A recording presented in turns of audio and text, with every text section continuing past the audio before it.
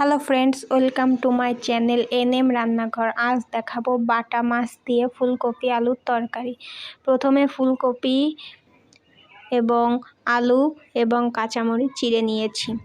ফুলকপির ভিতরে গরম টকবক করে ফোটা জল দিয়ে কিছুক্ষণ ভিজিয়ে রাখবো, যাতে করে এর ভিতর যদি কোনো ময়লা পোকা থাকে তাহলে সেই পোকাগুলো গরম জলের ভাপে বেরিয়ে আসবে। তারপর 2-3 বার ধুয়ে নিয়ে নেব। এর ভিতর আলুও দিয়ে 1 ঘন্টার মতন রেখে দেব। এদিকে আমি মাছ নিয়ে নিয়েছি। মাছগুলো লবণ হলুদ মাখিয়ে গরম তেলে ভেজে নেব এপিট ওপিট করে। কড়াইতে গরম তেল দিয়ে মাছগুলো একে একে দিয়ে দিলাম। এবার এপিট ওপিট করে ভেজে নিয়ে মাছগুলো নামিয়ে নিলাম। এবার ওই একই তেলে কিছুটা গোটা জিরে দিয়ে এবং চিড়ে রাখা কাঁচামরিচ দিয়ে নাড়াচাড়া করে এর ভিতর জল ঝরিয়ে রাখা ফুলকপি এবং আলু দিয়ে নাড়াচাড়া করে একটু ভেজে নেব। এই ভাজার এক পর্যায়ে একটু লবণ এবং একটু হলুদ দিয়ে খুব সুন্দর করে এগুলো ভেজে নিলাম। ভেজে নেওয়ার পর গরম জল দিয়ে দিলাম।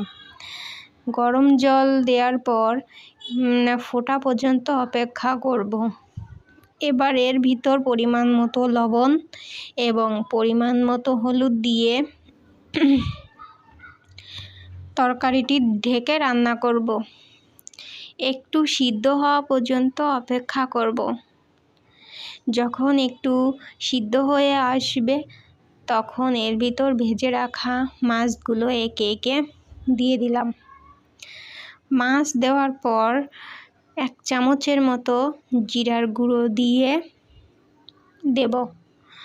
জিরার গুঁড়ো দিয়ে ঝোল এবং মাছের সাথে মিক্সার করে আবার ঢেকে রান্না করব 5-7 মিনিটের মতো মিডিয়াম আঁচে।